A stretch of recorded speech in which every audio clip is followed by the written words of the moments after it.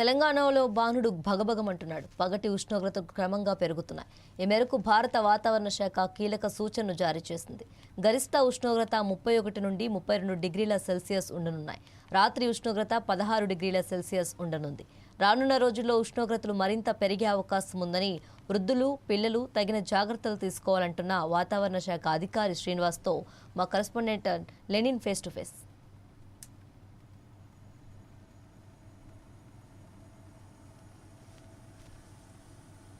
April May నెలలో 3 summer season. ఈ summer సీజన్కి సంబంధించిన లాంగ్ టర్మ్ ఫోర్కాస్ట్ కూడా మనం విడుదల చేయడం జరిగింది.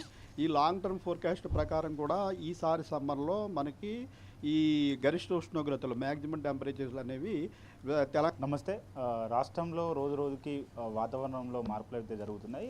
వాతావరణంలో ఇప్పుడైతే దాదాపు 36 నుండి 39 డిగ్రీల వరకు అయితే ఎండ తీవ్రత పెరిగింది. ఇదే అంశానికి సంబంధించి వాతావరణ శాఖ సీనియర్ అధికారి మనతో పాటు ఉన్నారు, శ్రీనివాస్ సార్తో మరిన్ని విషయాలు మాట్లాడుతారు. సార్, వాతావరణంలో మార్పులు అయితే చోటు చేసుకున్నాయి.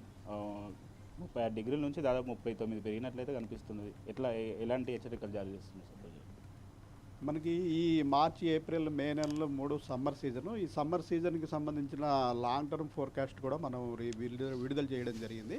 ఈ లాంగ్ టర్మ్ ఫోర్కాస్ట్ ప్రకారం కూడా ఈసారి సమ్మర్లో మనకి ఈ గరిష్ట ఉష్ణోగ్రతలు మ్యాక్సిమం టెంపరేచర్స్ అనేవి తెలంగాణలోని చాలా ప్రాంతాల్లో 1-2 తూర్పు జిల్లాల్లో తప్పించి మిగిలిన చాలా జిల్లాల్లో మనకి సాధారణ స్థాయి కంటే ఎక్కువ ఉండే అవకాశం ఉందని మనకి ఫలితాలు రావడం జరిగింది. అలాగే మనకి మార్చి నెల టెంపరేచర్లు కూడా చూసుకున్నట్టయితే మార్చి నెలలో కూడా మనకి చాలా జిల్లాల్లో మ్యాక్సిమం టెంపరేచర్లు, మినిమం టెంపరేచర్లు రెండు కూడా సాధారణ స్థాయి కంటే ఎక్కువ ఉండే అవకాశం ఉంది. అలాగే మనకి వడగాల్పు దినాలు, హీట్ వేవ్ డేస్ అంటాము. హీట్ వేవ్ డేస్ కూడా ఈసారి ఏప్రిల్ మే నెలలో మనకి సాధారణ స్థాయికి మించి తెలంగాణలో హీట్ వేవ్ డేస్ ఉండే అవకాశం ఉందని మనకి ఫోర్కాస్ట్ రావడం జరిగింది. అదే రకంగా మనకి ఈ నెల 1వ తారీఖు నుంచి మనం చూస్తున్నాం రెగ్యులర్గా టెంపరేచర్లు పెరగడం అంటూ జరుగుతుంది. ప్రస్తుతం మనము రాష్ట్రంలో వివిధ ప్రాంతాల్లో 34 నుంచి 39 వరకు టెంపరేచర్లు చేరుకోవడం జరిగింది.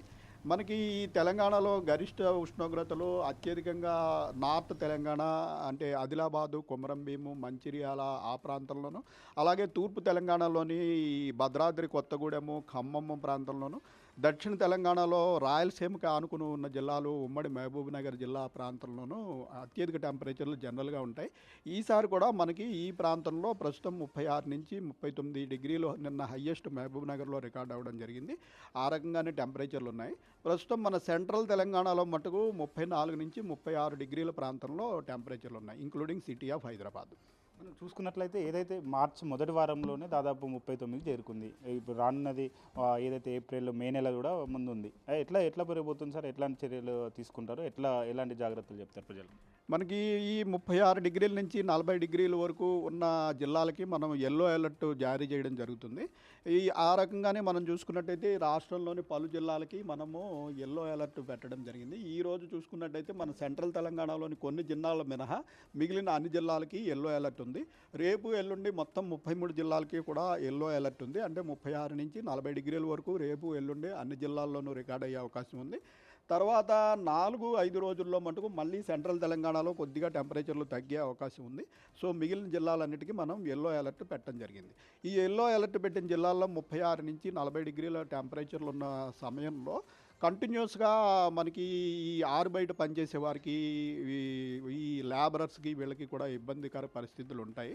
దీనివల్ల ఏంటంటే మనకి 11:30 నుంచి ఇంచుమించు 3:30-4 గంటల వరకు ఈ హై టెంపరేచర్లు కొనసాగడం జరుగుతుంది. కాబట్టి ఈ సమయంలో కంటిన్యూస్గా బయట పని చేయకుండా 1 గంట తర్వాత 10-15 నిమిషాలు నీడ ప్రాంతంలో విరామం పొందడము, 1-2 గ్లాసులు నీరు మాటిమాటికి తాగుతూ ఉండడము, అలాగే ముదురు రంగు దుస్తులు ధరించకుండా లేత రంగు దుస్తులు లేదా తెల్ల దుస్తులు ధరించడము, తలభాగం కవర్ అయ్యేలాగా చూసుకోవడము చేసుకున్నట్టయితే పెద్దగా ప్రమాదం ఉండదు.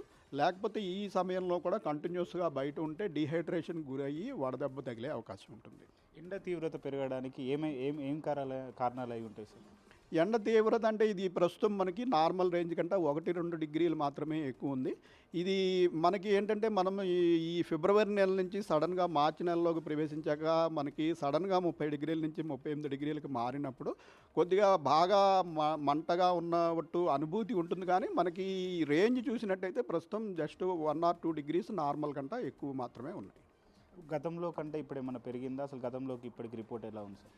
మనకి ఈ వేసవి టెంపరేచర్లు అలాగే జనరల్గా ఈ మ్యాక్సిమం టెంపరేచర్లు అనేటివి ఏటుకేటు జనరల్గా అంటే ఓవర్ ఏ లాంగ్ పీరియడ్ మనం 10 సంవత్సరాలు 20 సంవత్సరాల డేటా చూసినప్పుడు స్వల్పంగా అది ఇవి పెరుగుతూనే వస్తున్నాయి. దీనికి కారణం మన ఈ గ్లోబల్ వార్మింగు, మనము ఈ డిఫారెస్టేషను, అట్లాగే సిటీలు విస్తృతంగా పెరిగిపోయి ఈ పెద్ద పెద్ద టవర్ల నిర్మాణము, లక్షలాది వెహికల్స్ తిరగడము, లక్షలాది ఏసీలు వాడటము సిటీలోను. దీనివల్ల కూడా సిటీ ప్రాంతంలో మనకి సరౌండింగ్ రూరల్ డిస్ట్రిక్ట్స్ కంట 1 నుంచి 4 డిగ్రీల వరకు టెంపరేచర్లు అధికంగా ఉంటాయి. దీన్ని అర్బన్ హీట్ ఐలాండ్ ఎఫెక్ట్ అంటాము.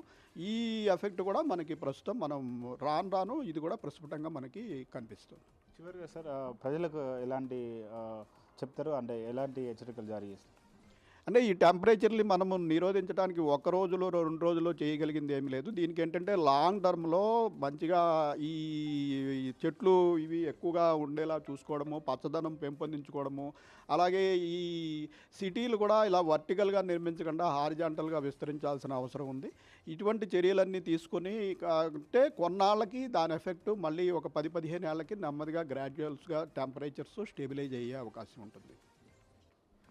చూసారు కదా, ఏదైతే వాతావరణంలో మార్పులు అయితే జరుగుతున్నాయి. కావాల్సిన ప్రజలైతే తగిన జాగ్రత్తలు తీసుకోవాలి, ఖచ్చితంగా వాటర్ తాగాలి, అలానే జాగ్రత్తలు తీసుకొని బయటికి వెళ్ళాలని చెప్పేసి కూడా వాతావరణ శాఖ అధికారి అయితే తెలపడం జరిగింది. చూస్తూనే ఉండండి 4 Sides TV. కెమెరామెన్ సన్నీతో లెనిన్.